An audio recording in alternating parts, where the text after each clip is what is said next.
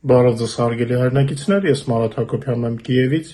Այսօր Ուկրաինա-Ռուսաստանի լայնածավալ ներխուժման 1404-րդ օրն է, մինչ Լուկաշենկոն ընկնում է ճակատով բախվելով սառույցին, Պուտինը նորից զինվորական հագուստ էր հագել եւ խոսքերով ամեն ինչ նվաճել էր։ Երևի թե Կուպյանսկի խայտարակությունը քիչ էր Պուտինի համար, նա միաժամանակ որոշել էր հայտարարել Գուլիայի պոլիեի գրավման մասին, որտեղ ռուսների մնացորդները արդեն ոչնչացվում են, մեր լսարանը վաղուց տեսել է այդ կադրերը մեր Telegram-ում։ Պուտինը նաեւ Միրնոգրադի մասին խոսեց։ Երևի թե չունենալով իրական հաջողություններ ռազմաճակատում, փորձում է Թրամփի վրա տպավորություն թողնել։ Չի բացառվում, որ Թրամփն էլ, ասենք, իր տարիքին է, միգուցե մնա այդ տպավորության տակ։ Իդեպ Ստեփնագորսկը Զապորոժիեի մարզում նույնպես օկուպանտները չեն վերահսկում, սա պարզապես ռուսական հերթական ստերի տոպրակներ։ Արդեն ճանաչված ռուս Z բլոգերները բացահայտ եթերներից ասում են, որ Պուտինը ապրում է պատրանքների մեջ պատերազմի առումով, մինչդեռ ինչպես սպասվում էր ռուսական զանգվածային հարձակումից հետո Կիևի եւ Օդեսայի վրա ուկրաինական դրոնները նոր ուժով թռան ռուսական եւ ժամանակավորապես օկուպացված տարածքներ ռազմական խնդիրներ կատարելու համար, եւ ի տարբերություն ռուսական դրոնների եւ հրթիռների, մերոնք իրական ռազմական խնդիրներ էին լուծում, միաժամանակ ցույց տալով Պուտինին, որ մենք նույնպես կարող ենք լույսու ջեռուցում անջատել, բայց հատկապես ազդեցիկ էր ռուսական մայրաքաղաքի ավիակոլապսը, սա ազդեցության միջոց է նրանց վրա, ովքեր իրենց այնպես են պահում, կարծես պատերազմը իրենց չի վերաբերում եւ որոշել էին նոր տարվա տոներին ինչ որ տեղ թռնել շրջագայելու համար, հա, այժմ օրերով մնալով օդանավակայաններում նրանք նույնպես զգում են, որ պատերազմը հասել է նաեւ իրենց։ Դեկտեմբերի 28-ին ուկրաինական դրոնները հարվածեցին նաեւ Սիզրանի նավթավերամշակման գործարանին Սամարայի մարզում, ինչպես նաեւ քաղաքի մի շարք այլ օբյեկտների, որոնց պատճառով լույսի եւ ջեռուցման խնդիրներ ունեցան նաեւ Ռուսաստանի բնակիչները, կադրերը մեր Telegram-ում են։ Հարվածներ հասցվեցին նաեւ ռուսական դրոնանավակների պահպանման եւ սպասարկման տեղակայման կետին Սևծովյան շրջանում, 1435-րդ ռուսական մոտոհրաձգային գնդի Լուգանսկի մարզի Անտրացիտ բնակավայրի մոտ վերանորոգման ստորաբաժանմանը, Դոնեցկի մարզի Նիկանորովկայի մոտակայքում Պանտոնային կամրջին եւ Մակեևկա քաղաքում շահեդ տեսակի դրոնների պահեստին են հարվածել ուկրաինական դրոններն ու հրթիռները։ Գիշերը շատ օկուպանտների համար վերջինը դարձավ, ուկրաինական բանակը գիշերը ջախջախեց ռուսական գլխավոր հետախուզական վարչության էլիտար հատուկ ջոկատը հեռավոր արևելքում, դրանց հիմնական զորամասում պայթուն տեղի ունեցավ օրերս, եթե հիշում եք, այսինքն եւ իրենց հեռավոր արևելքի զորամասին են խփում ուկրաինական զորքերը եւ մարտի դաշտում են գտնում եւ ոչնչացնում այդ ոճրագործ օկուպանտներին։ Փաստացի մեկ գործողության հետևանքով Պուտինի հատուկ ջոկատը կորցրեց 120 զինծառայող պարզապես մեկ հարվածից հետո։ Ընդհանուր առմամբ անցած օրվա ընթացքում ռազմաճակատում գրանցվել է 160 մարտական բախում, 3 Պուտինի բանակը կորցրել է եւս 1200 զինծառայող եւ 913 միավոր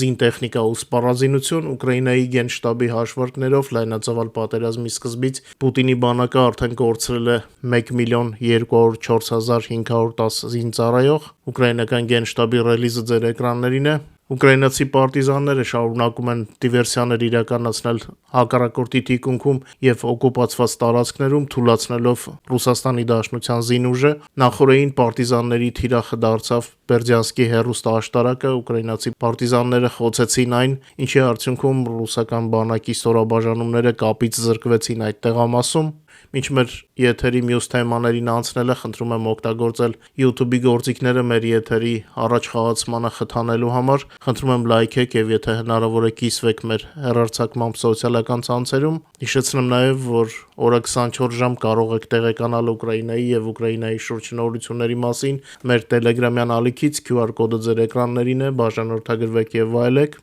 Վերադառնալով Պուտինի ստերին, նշենք, որ Ուկրաինայի արտաքին գործերի նախարարությունում ուշադրություն են դարձրել այն փաստին, որ ռուս բռնապետ Պուտինը դեռևս 25 տարի առաջ էր հերքում Ուկրաինայի գոյության իրավունքը։ Ուկրաինայի արտգործնախարարության ներկայացուցիչ Գեորգի Տիխին մեկնաբանել է մեծ աղմուկ բարձրացրած հրապարակումը բռնապետ Պուտինի եւ ԱՄՆ նախագահ Ջորջ Բուշ կրտսերի զրույցի սղագրության վերաբերյալ փաստաթղթերը փաստացի բացահայտել են Կրեմլի ստերը Ուկրաինայի դեմ Ռուսաստանի պատերազմի պատճառների մասին։ Դիվանագետը ընդգծել է, որ Պուտինը Ուկրաինայի պետականության իրավունքը հերքում էր շատ ավելի վաղ, քան սկսվել էր Ուկրաինայի դեմ ագրեսիան։ Մեջբերեմ Պուտինը Ուկրաինայի գոյության իրավունքը հերքել է դեռևս 2001 թվականին, դա տեղի է ունեցել լայնամասշտաբ ներխուժումից 21 տարի առաջ եւ արժանապատվության հեղափոխությունից 13 տարի առաջ, որը Պուտինը հաճախ անվանում է պատերազմի իբր գլխավոր պատճառ։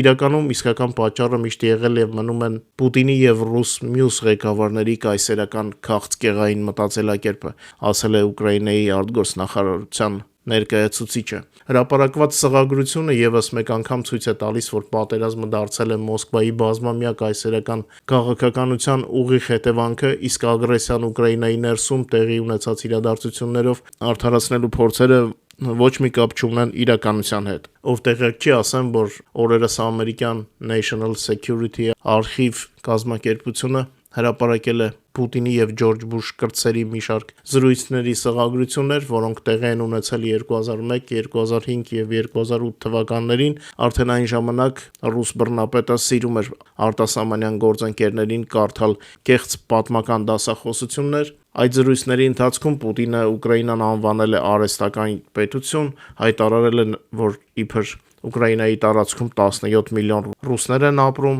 եւ դժգոհություն է հայտնել, որ Ռուսաստանին չեն ընդունում ՆԱՏՕ։ Այսինքն պատճառը ոչ թե Ուկրաինայի դեպի ՆԱՏՕ ձգտումն էր կամ դեպի Եվրոմիություն ձգտումը։ Պուտինը ամենասկզբից առիթ է փնտրել Ուկրաինան ոչնչացնելու համար, բայց հիմա նրա մոտ ավելի շատ ռուսների ոչնչացումն է ավելի հաջող ստացվում։ Ռուսական Z հալիքներից մեկը, որը կապ ունի Ռուսաստանի զինուժի հետ, հայտնել է Ռոստովի մորգում կատարվող մանրամասները, ուր տեղափոխվում են պատերազմի ընթացքում ոչնչացված օկուպանտների մարմինները։ Դոնի Ռոստովի մորգը դարձել է պատերազմի ամենախոշոր հուղարկավորական կենտրոններից մեկը, այստեղ տեղափոխվում են ռուս զինվորների մարմինները, որոնք ոչնչացվել են Ուկրաինայի դեմ ագրեսիայի ընթացքում եւ արդեն 4-րդ տարին այնտեղ տիրում է ահավոր վիճակ։ Այս մասին հայտնում է ռուսական հյուսիսային ալիք Z հարթակը, որը կապ ունի, ինչպես ասացի, ռուսական զինված ուժերի հետ։ Պատերազմում զոհված օկուպանտների մարմինները շատ են, մորգը ծանրաբեռնված է եւ չի հասցնում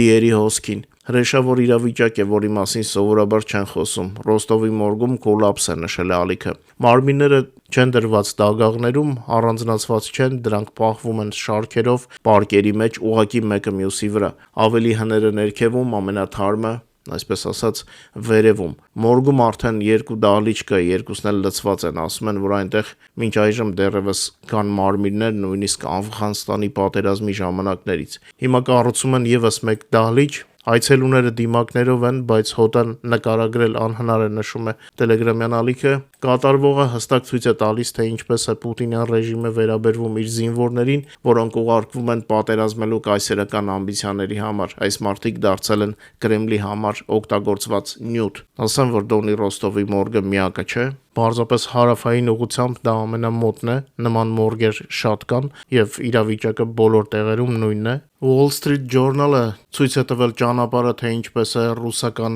վառելիքը հայտնվում Եվրոպայում։ Չնայած պատժամիջոցներին, ռուսական նավթամթերքը շարունակում է մուտք գործել Եվրամիություն, վառելիքը եվրոպական երկրներ է հասնում Թուրքիայի միջոցով, ինչը Թուրքիան դարձնում է Ռուսաստանի դեմ պատժամիջոցների արդյունքում ստեղծված էներգետիկ ցանցերի հիմնական օղակը։ Վերջերս ամերիկյան կողմը ավելի հաճախ է մատնացույց անում Թուրքիային որպես Ռուսաստանին օգնող օղակ։ Հուսանք այս ամենի վերջը նոր պատժամիջոցները կդառնան։ Այսօր որոշեցի եթերը անալիտիկա ալիքով թողարկել, որովհետև ուրբաթ եւ շաբաթ օրերին ծավալուն եթերներ եմ թողարկել Հակոբյան լայվ ալիքով, ովքեր դեռ չեն դիտել, անպայման դիտեք, շատ կարևոր տեղեկատվություն է։ Ես որքան էլ վատ լինի պայմանները, միևնույն է ձեզ համար եթերները աշխատում եմ պատրաստել եւ տեղեկացնել այն ամենի մասին, ինչը կարևոր է։ Խնդրում եմ այսօրվա եթերը նույնպես չմոռանալ լայքել եւ տարածել սոցիալական ցանցերում։ Ստուգեք, եթե բաժանորդագրված չեք մեր ալիքներին, բաժանորդագրվեք։